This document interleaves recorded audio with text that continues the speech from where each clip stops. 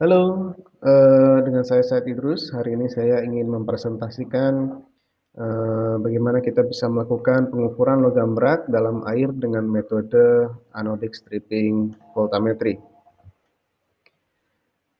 Seperti yang kita ketahui bersama, bahwasanya kontaminasi sumber air oleh logam berat selalu menjadi masalah di seluruh dunia, dan polusi industri serta perkotaan bertanggung jawab memperkenalkan logam berat ini kepada lingkungan. Ini adalah masalah yang sangat akut di negara-negara yang berkembang, di mana pertumbuhan industri tidak selalu dapat dicek, kemudian kurangnya fasilitas, monitoring, dan kegagalan untuk menegakkan peraturan atau regulasi lingkungan memperparah situasi ini.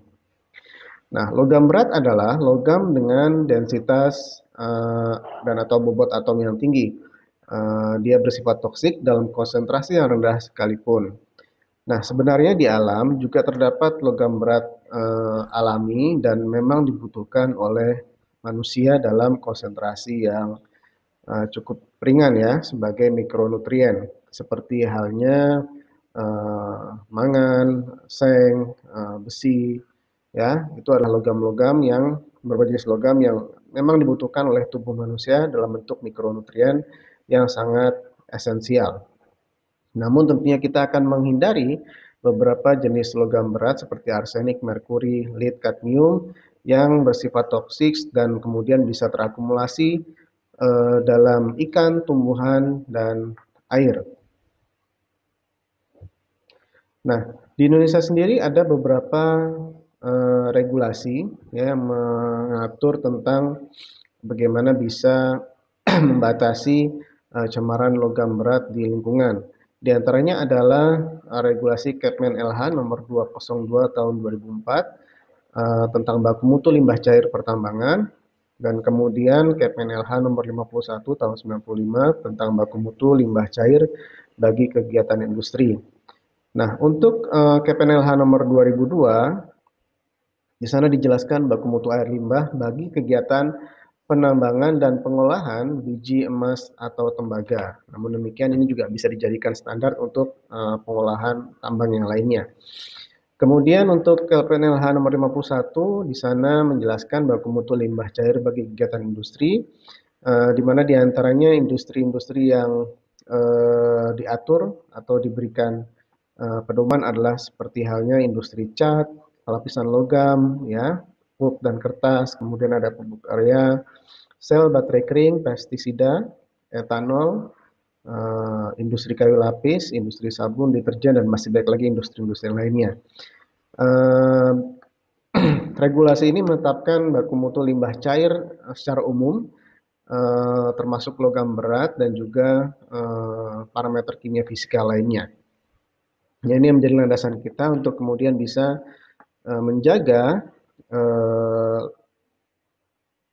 bagaimana industri-industri tadi bisa melepaskan limbahnya ke lingkungan dalam baku mutu yang sudah diatur oleh pemerintah. Nah, WHO sendiri sudah menetapkan nilai-nilai yang menjadi pedoman batasan dari logam berat yang bisa terkandung dalam air ya, terutama di lingkungan, misalnya di sungai atau di danau atau di laut ya. Seperti halnya di sini ada arsenik, batasannya adalah dia harus berada di bawah 10 ppb misalnya. Atau kadmium di bawah 3 ppb dan seterusnya. Nah, pengukuran yang cukup dikenal di dunia saat ini, terutama di Indonesia, adalah untuk bisa melakukan analisa atau tes dari kandungan logam berat itu dengan menggunakan atomic absorption spectrophotometer atau yang lebih kita kenal dengan nama AS ya, atau ICP. Nah, kedua alat ini, kedua metode ini sudah sangat dikenal di dunia, terutama di Indonesia, dan ini menjadi tolak ukur mendapatkan hasil kandungan logam berat pada air atau tanah atau makanan dengan pengolahan atau persiapan sampel yang sedemikian rupa terlebih dahulu. Nah, namun kedua metode ini memiliki beberapa kendala, yaitu yang pertama adalah adanya biaya investasi yang tinggi untuk memiliki atau ya untuk memiliki alat tersebut ya. Biayanya cukup tinggi, kemudian juga preparation dari sampelnya sendiri juga cukup rumit ya.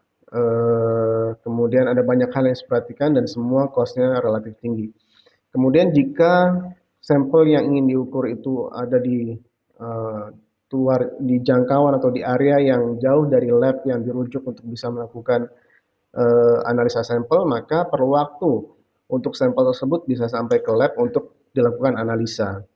Artinya akan ada delay waktu yang cukup lama ya antara pengambilan sampel kemudian sampai dengan keluarnya hasil analisa dan kemudian ini akan menghambat pihak-pihak yang berkepentingan untuk kemudian bisa mengambil tindakan lebih lanjut untuk mengatasi masalah yang ada. Ya tentunya kita menginginkan solusi yang lebih cepat ya, kemudian bisa memungkinkan untuk pihak-pihak yang terkait mengambil keputusan juga lebih cepat bisa menangani problem yang ada di area tersebut. Nah, saat ini di dunia juga dikenal satu metode lain yang disebut dengan anodic stripping voltammetry. Nah, metode ini cukup dikenal di dunia, namun belum populer di Indonesia. Ya, secara regulasi metode ini belum ada ya standarnya. Namun di dunia cukup terkenal ya, sudah diaplikasikan secara luas ya. Dan kita akan coba melihat seperti apa metode dari anodic stripping voltammetry ini. Nah, metode ini adalah metode volumetri yang menggunakan elektroda kerja, working electrode, dan kemudian proses analisanya itu sendiri terdiri dari dua tahap. Yang pertama adalah tahapan disposition step, yang kedua adalah stripping step. Ya, di mana metode deposition step ini adalah satu tahapan di mana ion-ion logam dalam sampel akan direduksi oleh arus potensial negatif ya. Kemudian terkonsentrasi pada elektroda kerja sehingga metode stripping nanti akan lebih sensitif.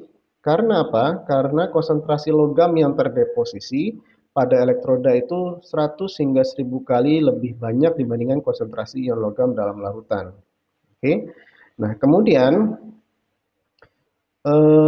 berikutnya kita berlanjut ke ke tahapan stripping ya, di mana elektroda diberikan potensial yang dinaikkan linear ke arah positif arusnya, sehingga nanti akan terjadi oksidasi dan ion-ion logam yang semula terdeposisi di elektroda, yang mengendap di elektroda sebagai lapisan plat, itu akan melarut kembali ke larutan. Nah, nilai arus yang digunakan untuk menjadikan ion-ion logam tadi terlepas kembali ke larutan itulah yang diukur sebagai atau diketahui sebagai ukuran konsentrasi ion-ion logam pada sampel. Oke, jadi potensial oksidasi dari masing-masing ion yang dianalisis tadi dihasilkan arus stripping sebagai fungsi dari potensial oksidasi elektroda, dan itulah yang nanti dijadikan nilai konsentrasi logam karena nilainya itu dianggap sama, ekivalen gitu ya. Nah, dalam metode SP ini nanti juga dilengkapi dengan diagram yang dikenal dengan voltamogram. Nah, di sini akan ditampilkan nanti puncak dari grafik yang menunjukkan adanya konsentrasi ion logam tertentu, ya. Jadi nanti kita melihatnya dari grafik ini, ya semua akan tampil. Nah, metode ASV ini seperti yang saya bilang tadi sudah dikenal cukup luas di dunia ya, dengan metode yang juga sudah di approve ya, seperti oleh USA ya. Ini adalah Environmental Protection Agency, seperti badan SNI-nya Amerika gitu ya. Kalau di Indonesia SNI, kalau di sana EPA, lebih ke environmentalnya. Kemudian ASTM method juga sudah distandarisasi. Kemudian DIN ini adalah standarisasi Jerman ya. AOAC ini juga mengeluarkan beberapa metode yang sudah distandarisasi. Ini AOAC adalah komunitas dari analis dunia ya. Nah, IOS juga sudah mengeluarkan standarnya dan juga ISO 6636 ya untuk analisa logam berat pada buah-buahan, sayuran dan produk turunannya. Nah, di sini saya akan memperkenalkan satu produk ya, keluaran dari Trace2O, ya sebuah brand yang manufakturnya berada di London.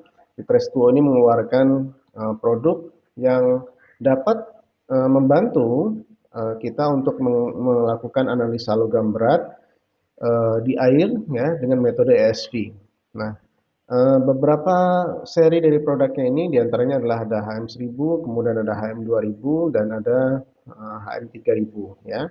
Untuk kit analisa tes logam berat di lapangan. Oke, secara umum metalizer ini dari semua seri itu terdiri dari beberapa unit utama ya. Yang pertama adalah sonde, kemudian yang kedua adalah handheld unit ya, unit handheldnya. Nah, untuk sondenya sendiri itu, oke, untuk sondenya sendiri itu terdiri atas elektroda-elektroda, ya, ada elektroda referensi, ada counter electrode, ada working electrode, ya, kemudian ada temperatur probe, ada stirrer, ya, motor untuk pengaduk, ya, sehingga sampel tercampur dengan sempurna. Kemudian untuk handheld unit sendiri itu terdiri atas potentiostat, kemudian current recorder dan data processor. Nah, potentiostat ini adalah satu komponen elektronika yang mengatur atau mengendalikan pemberian arus pada elektroda. Nah, jadi ketika kita menggunakan metalizer, nanti akan ada buffer yang kita gunakan. Buffer di sini fungsinya adalah untuk track logam pada sampel yang kita inginkan, ya sehingga nanti bisa terdeposisi pada elektroda kerja. Kemudian sonde dicelupkan ke badan sungai atau ke lokasi sampel, ya sehingga nanti buffer dan sampel itu bisa tercampur. Lalu akan ada proses yang namanya conditioning, ya proses conditioning, di mana pada proses conditioning inilah logam-logam akan buffer dan logam ini akan mengikat dan kemudian terdeposisi pada ujung dari elektroda kerja, sehingga membuat yang namanya lapisan tipis, ya sebuah plat lapisan tipis pada ujung elektrodanya, ya. Nah, kemudian akan dilanjutkan kepada proses analisa, ya, proses stripping, di mana nanti pada proses stripping ini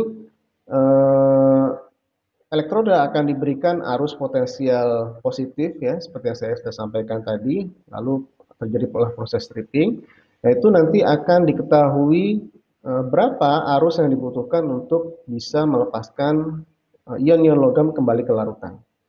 Tapi kita belum bisa mengetahui yang namanya konsentrasi dari logamnya itu sendiri.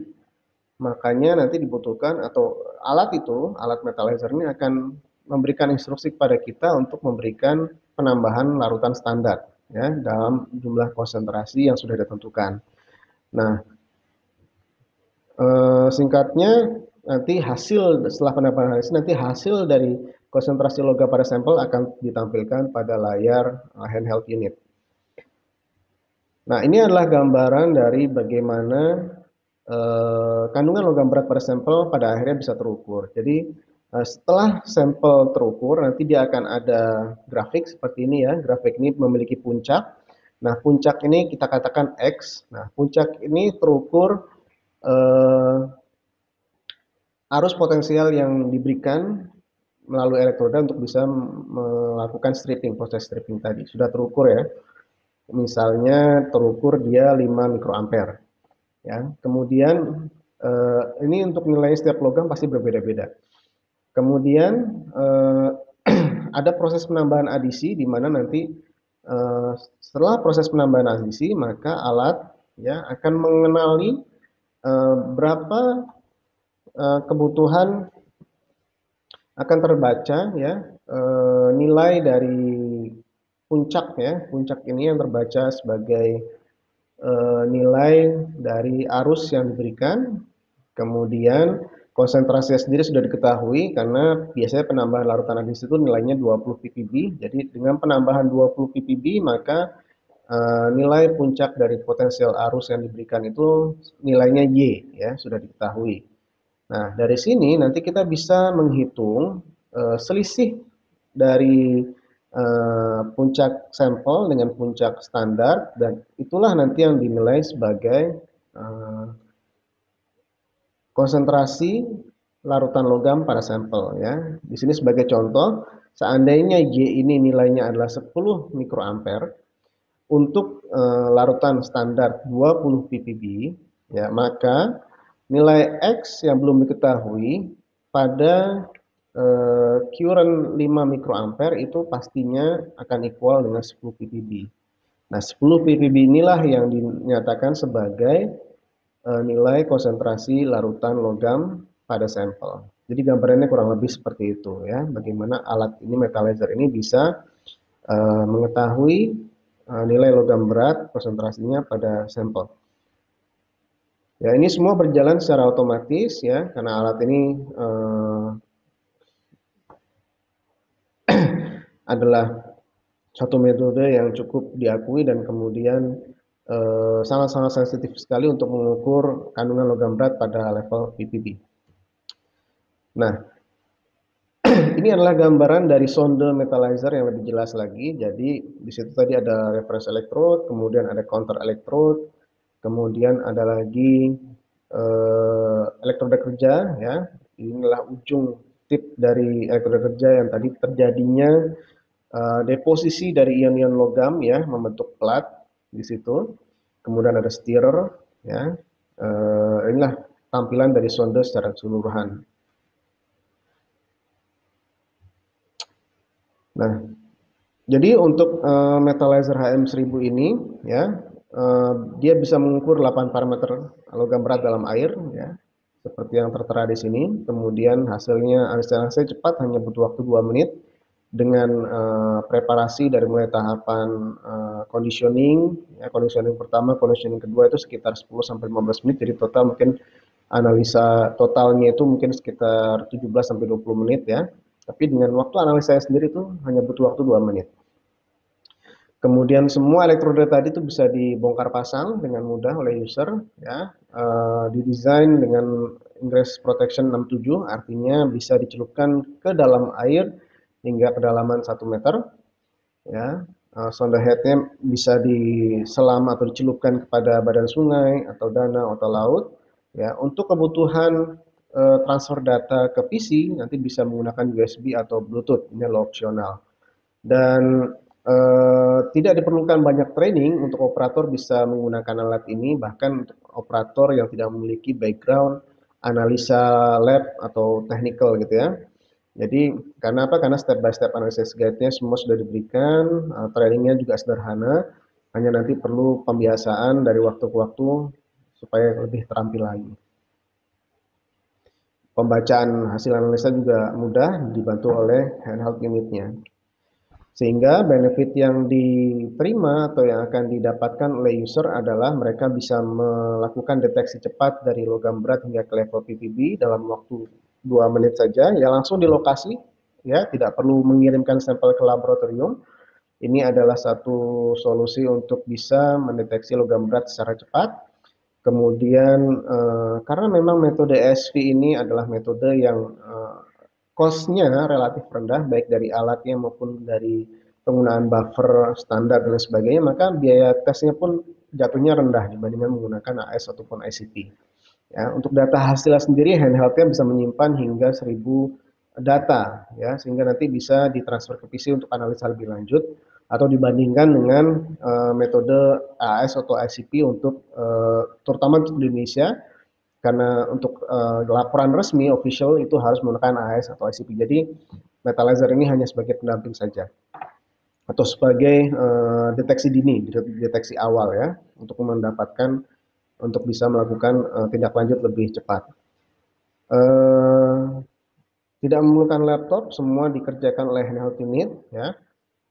Laptop digunakan di office untuk transfer data, regen yang dibutuhkan itu sangat-sangat minimal sekali, hemat, dan mudah digunakan. Operator yang tidak memiliki background teknik atau lab analis juga bisa menggunakan kit ini dengan mudah. Nah, seri lain dari Metalizer yang ada adalah Dulux HM2000 ya. Ini juga portable. Secara umum sama seperti M1000, hanya dilengkapi dengan satu unit tambahan yaitu metalometer, di mana metalometer ini menggunakan metode fotometrik untuk mendeteksi logam berat. Levelnya adalah ppm. Oke. Nah, dengan adanya metalometer ini ya, benefitnya adalah user bisa mendapatkan analisa logam berat dengan parameter yang lebih luas lagi hingga 12 parameter ya. Kemudian hasil analisa juga cepat, persiapan sampel dan produk analisa juga sangat sederhana ya, tidak serumit AS atau ICP, dengan panduan yang juga sudah disediakan ya, dan tidak memerlukan PC untuk analisa. Ya, semua alat-alatnya atau unit-unitnya egress protection-nya adalah 67.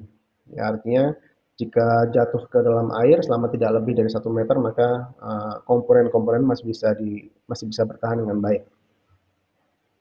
Kemudian ada lagi Metalizer Fit Pro HM3000. Ini adalah Metalizer Advance ya, untuk pengguna yang juga advance. Kenapa? Karena dengan Metalizer ini kita bisa mengukur lebih banyak parameter hingga 16 parameter ya, lebih lengkap.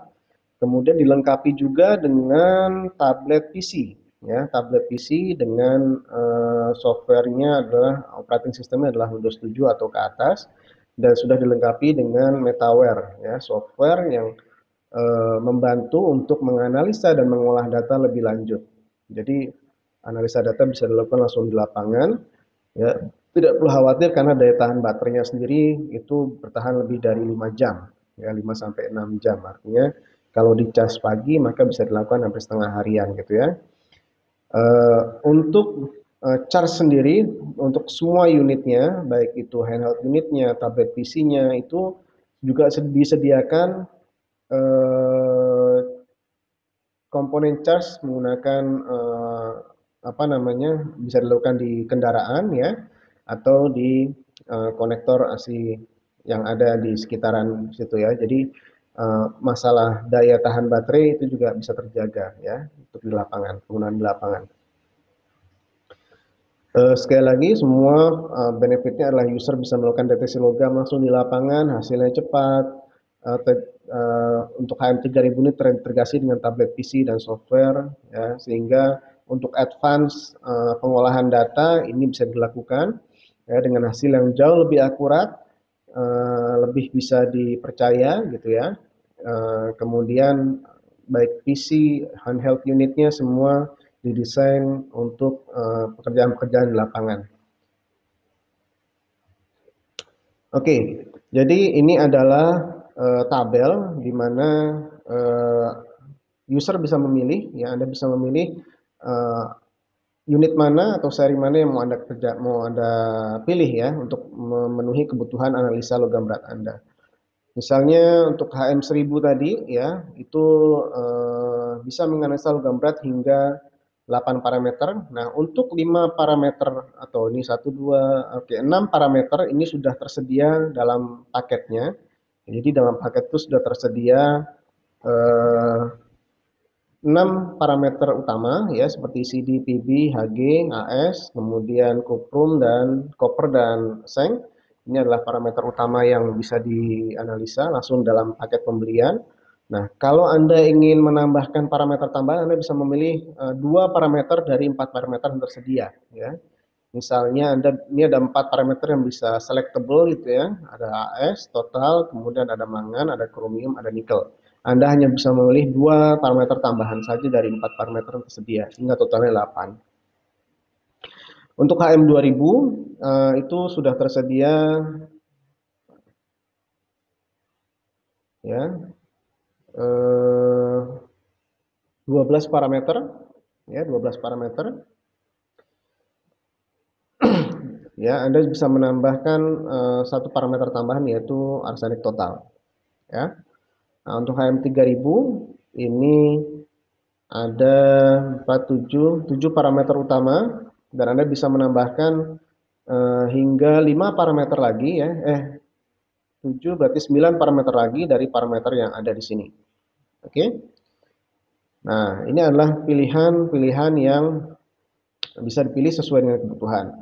Nah, jika Anda ingin memilih parameter-parameter yang sifatnya terbatas, artinya Anda tidak memerlukan katakanlah terlalu banyak parameter yang bisa diukur untuk tahap awal, Anda bisa mengambil seri HM500. Ini adalah seri terbaru yang memungkinkan user untuk bisa memilih parameter-parameter yang hanya dibutuhkan saja. Katakanlah Anda hanya membutuhkan untuk mengukur parameter CD dan PP saja, dua parameter ini saja sudah. Anda pilih dua parameter ini dan Anda akan mendapatkan cost yang lebih ekonomis ya untuk paket HM-nya, metalizer-nya. Ya, Anda mungkin hanya membutuhkan 3 atau 4 parameter, maka sekali lagi itu akan menghemat biaya pengeluaran Anda. Dan kelebihan dari HM500 ini juga adalah Anda bisa memilih dua parameter dan melengkapinya dengan PC tablet seperti yang ada di HM3000 ya. Untuk kalau Anda mau, Anda bisa lakukan itu atau Anda bisa menambahnya dengan metalometer ya. Jika memang parameter yang dianalisa itu nilainya hanya kisaran ppm ya, bukan ppb. Nah, seperti itu. Jadi inilah rangkaian seri dari metalizer dari Trace2O ya, yang bisa dipilih sesuai dengan kebutuhan. Dan Anda sekali lagi bisa melakukan analisa logam berat pada lingkungan, terutama di air, dengan lebih cepat, lebih efektif, ya. Dan Anda bisa melakukan tindak lanjut yang lebih baik lagi dari sebelumnya. Ya, market apa saja yang bisa menggunakan produk ini? Ya, hampir semua market bisa selama mereka berhubungan dengan logam berat, limbahnya, gitu ya.